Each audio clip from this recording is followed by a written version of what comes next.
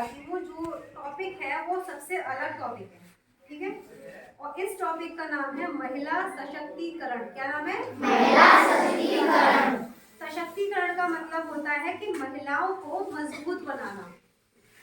महिलाओं को कमजोर समझा जाता है, तो उनको मजबूत बनाना है, उनके विचारों को मजबूत बनाना है। एक औरत जो होती है, लड़की जो होती है, वो शारीरिक क्षमता के हिसाब से अगर देखा जाए तो वो बेशक कमजोर है। एक आदमी की से कंपैरिजन किया जाए तो जितनी ताकत एक आदमी के अंदर होती है एक औरत में नहीं है इतनी। लेकिन शारीरिक रूप से ना होकर अगर हम मानसिक रूप से अगर हम अपनी क्षमताओं को पहचान लें, अगर हम शक्तिशाली बन जाएं, तो हम बहुत कुछ बदल सकते हैं और बहुत बड़ा बदलाव समाज के अंदर लेकर आ सकते हैं। सबसे पहली चीज जो तुम्हें अपने दिमाग में रखनी है वो ये है कि तुम इस पृथ्वी की सबसे शक्तिशाली शक्ति हो। शक्ति का मतलब ताकत। अगर इस धरती पे औरत ना हो तो क्या ये धरती आगे बढ़ सकती है? नहीं। कैसे? क्योंकि अगर एक बच्चे को जन्म देना होता है तो वो किसके हाथ में होता है? औरत के हाथ में होता है। तो एक औरत ही ऐसी होती है जो इस पृथ्वी को आगे लेके जा रही है। तो इस पृथ्वी की सबसे शक्तिशाली शक्ति कौन है? औरत। नारी। नारी या जिसे हम औरत बोलते हैं, ठीक है। दूसरी चीज जो अपने दिमाग में रखनी है वो ये है कि तुम कमजोरी नहीं हो। जब बेटी होती है तो सब लोग यही कहते हैं कि घर में बेटी है। हमारी सबसे बड़ी कमजोरी यही है कि घर में बेटी है हमारे। तो बेटी का होना कमजोरी नहीं होती है, बेटी होना एक ताकत है। अपने आप को कभी कमजोरी मत महसूस होने दो। अपने मम्मी पापा को ये मत महसूस होने दो कि तुम उनके ऊपर बोझ हो या तुम कुछ नहीं कर सकते। तुम एक लड़के से या अपने भाई से या समाज में सबसे ज्यादा बहुत कुछ कर सकते हो। तुम्हारे अंदर वो शक्तियां हैं जो शायद तुम्हें भी नहीं पता। अपनी शक्तियों को तुम्हें पहचानना है, ठीक है। पहली चीज जो मैं बता रही हूँ, अब मैं इस टॉपिक की शुरुआत कर रही हूँ। पहली चीज जो तुम्हें अपने दिमाग में रखनी है वो ये है कि अपने मन की बात हमेशा खुल के कहें। डरने की जरूरत नहीं है, किसी से भी डरने की जरूरत नहीं है। चाहे तुम्हारे घर में मम्मी है या पापा है या तुम्हारे टीचर्स, तुम्हारे स्कूल में अगर कोई ऐसी लेडी टीचर है जो तुम्हारी बात समझती है या सुनती है, या तुम्हें टीचर की भी जरूरत नहीं है। ज्यादातर लड़कियां ऐसी होती है जो अपनी मम्मी से बहुत अच्छी बॉन्डिंग होती है, अपनी मम्मी से हर तरीके की बात कर लेती है। तो अपने मन की जो भी बात है, अपने खुद से रिलेटेड, खुद से संबंधित अगर कोई भी परेशानी है, बिना डरे बिना झिझके अपनी मम्मी को जाके बताओ सबसे पहले।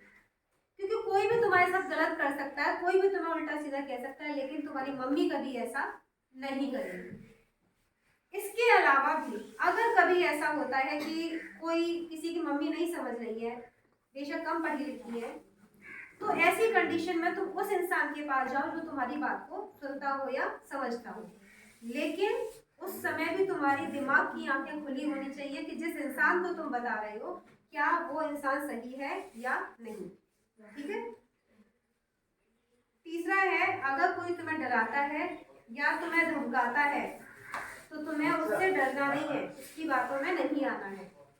तुम्हें अपनी आवाज उठानी है। मतलब मैंने बोला ना, जैसे ही परिस्थिति तुम्हें अपने हिसाब से दिखाई देगी, उस परिस्थिति में आते ही तुम अपनी मन की बात खुल के कह सकते हैं। किसी के डराने में या धमकाने में नहीं आना है।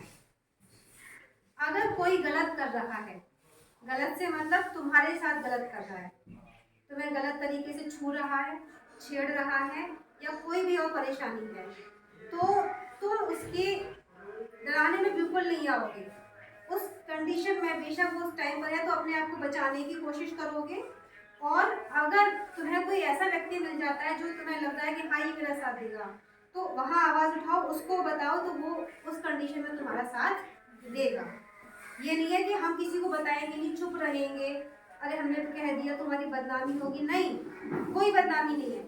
अगर तुम चुप रहे तो वैसा ही काम दोबारा तुम्हारे साथ होगा।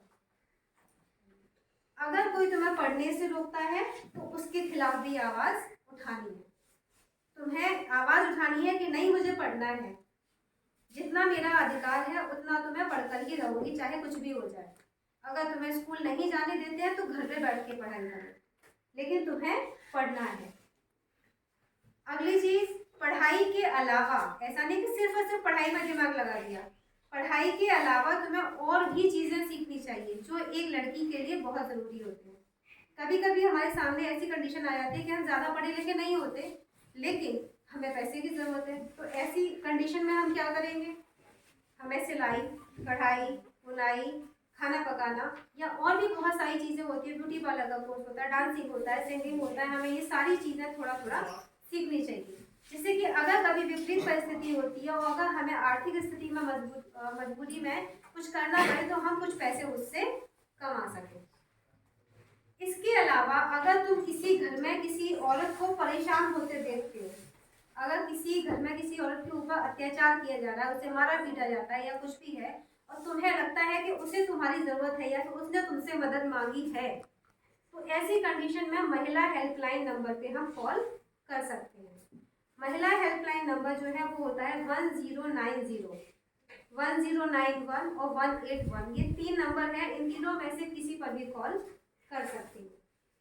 आखिरी, अगर कभी जो छोटे बच्चे होते हैं, कभी कभी देखा होगा ना न्यूज़पेपर वगैरह में हम लोग पढ़ते हैं कि किसी छोटी बच्ची के साथ बलात्कार हो गया, दुष्कर्म कर दिया। सोचो, छोटी सी बच्ची, 6 महीने की बच्ची, 1 साल की बच्ची, अगर ऐसे बच्चों के साथ ऐसी हरकतें कर सकते हैं तो क्या वो बड़ी लड़कियों को छोड़ देंगे? नहीं। और अगर हम चुप हो गए तो क्या ऐसा हर किसी के साथ नहीं होगा? तो ऐसी कंडीशन में एक पॉक्सो एक्ट होता है, POCSO, जिसे पॉक्सो बोला जाता है। क्या बोलते हैं? पॉक्सो। ये पॉक्सो एक्ट जो होता है बच्चों के लिए होता है। इसकी फुल फॉर्म होती है protection of children from sexual offence, मतलब बच्चों को दुष्कर्म से बचाना।